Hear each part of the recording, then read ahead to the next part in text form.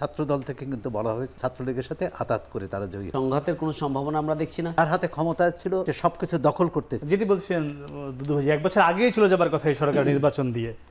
না, আমি যেটি বলতে চাই যে সংঘাত বা সংঘর্ষের পরিস্থিতি সামনের দিনে তৈরি হচ্ছে, আমি তো এটি মনে করছি না এই জন্য যে এখন পর্যন্ত একটার পর একটা কিন্তু দেশের জনগণের আকাঙ্ক্ষা অনুযায়ী অন্তর্বর্তীকালীন সরকার সবগুলো চিন্তা চেতনাকে একীভূত করতে না পারলেও মোটা দাগে গুরুত্বপূর্ণ বিষয়গুলোকে কাছাকাছি চলে এসেছে।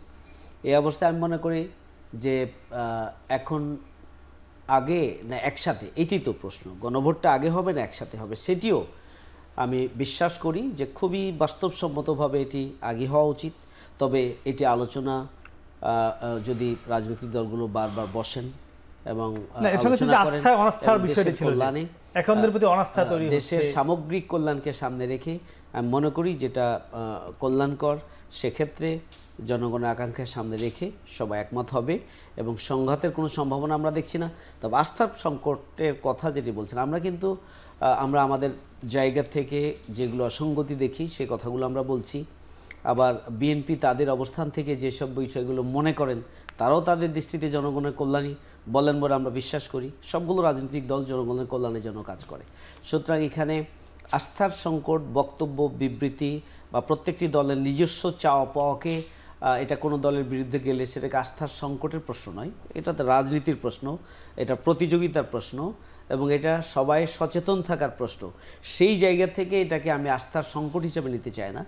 যেই আসুক না কেন, আমরা কিন্তু বলি না এখানে বিএনপি ক্ষমতায় যাবে, নির্বাচিত হবে, এটা তো আমরা বলি নাই। কারা নির্বাচিত হবে এটা আসলে ভোট হওয়ার পরে, এটা ফাইনালি যে রেজাল্ট হবে তারপরে বলা যাবে যে কে ছোট দল কে বড় দল। সুতরাং এই আস্থার সংকটটা বিএনপির প্রতি বলা হচ্ছে না আস্থার সংকটটা মানে জামাতের প্রতি বলা হচ্ছে না কার প্রতি বলা হচ্ছে, এটা কিন্তু স্পেসিফিক করে বলা হচ্ছে না। কথা হচ্ছে যে পরে যারাই নির্বাচিত হয়ে আসুক তাদের দ্বারা জনগণের সামগ্রিক স্বার্থ বিবেচনাটা এই বিধ্বস্ত বাংলাদেশকে সংস্কারের ক্ষেত্রে যেভাবে বর্তমানে জনগণ চায় সেটি নাও হতে পারে, কোনো রাজনৈতিক সরকারের কাছ থেকে সেটি নাও পাওয়া যেতে পারে। এটাকে তো কোনো একটা বিশেষ দলের প্রতি আস্থার প্রশ্ন হিসেবে নেওয়াটা উচিত বলে আমি মনে করি না। জি জি, একদম। সৌরভ, আপনার কাছে একটু শেষবারের আসতে চাই, শেষবারের মতো সেটি হলো যে আস্থার সংকট কাটিয়ে অনাস্থার সংকট কাটিয়ে আস্থায় আসা। আজকে এনসিপির আরেকজন নেতা নাসরুদ্দিন পাটোয়ারি তিনি বলেছেন যে বিএনপি লাউ আর জামাত হলো কদু, আসলে এরা মিলেমিশে আগের মতোই আবার কিছু একটা সরকার বা ভাগাভাগি করতে চান। সন্ধ্যার পরে তিনি মন্তব্যটি করেছেন। আপনার কাছে তেমনটি মনে হয় কিনা বিএনপি জামাত এক হয়ে আগামী সরকারের দিকে কোনো সম্ভাবনা দেখছেন কিনা? না, প্রথম হলো দুদু ভাই এবং বুলবুল ভাই দুজনেই বললেন তো আস্থার সংকট নেই। এখন এনসিপির নেতার এই বক্তব্যে কি আস্থার সংকট আছে এটা মনে হয় না। সুতরাং সমালোচনা করলে বা কারো মন্তব্যকে অন্য চোখে দেখার মধ্যে দেখতে পারে যে কোনো। বিষয়টি হচ্ছে এই যে 4টি ছাত্র সংসদ নির্বাচন হলো, ছাত্র সংসদ নির্বাচনের ফলাফল যদি অন্য হতো কি প্রতিক্রিয়া হতো জানি না, কিন্তু এই 4টি ছাত্র সংসদ নির্বাচনে জামাত শিবির সমর্থিত প্যানেল জয়ী হওয়ায় বিএনপি এবং বিশেষ করে ছাত্রদল থেকে কিন্তু বলা হয়েছে সাবেক স্বৈরাচারের সঙ্গে আতাত করে, ছাত্রলীগের সাথে আতাত করে তারা জয়ী হয়েছে। সুতরাং এই যে এটা তার মানে ভোটারদের, সাধারণ ভোটারদের প্রতি তাদের ভোটারদের যে রায় সেটাকে কিন্তু তার প্রতি অনাস্থা প্রকাশ করা হয়েছে। অনাস্থা প্রকাশ করা হয়েছে যে সাবেক স্বৈরাচার এতই শক্তিশালী যে তারাই একটি সংগঠনকে জিতিয়ে দিতে পারে, আরেকটি সংগঠনকে হারিয়ে দিতে পারে। এটাই আমি বলছি আস্থার সংকট। সুতরাং এটাকে অন্য। আর দ্বিতীয় প্রশ্ন কি ছিল আপনি বললেন?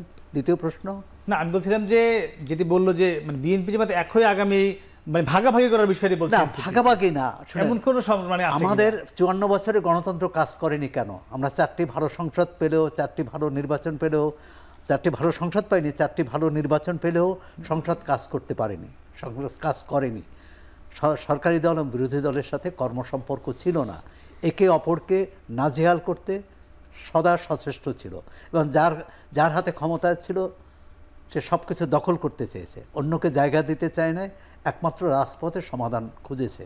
তা আমরা যদি ভবিষ্যতে এনসিপি নেতা কোন অর্থে বলেছে সেটা জানি না, যদি সুষ্ঠু নির্বাচনের পর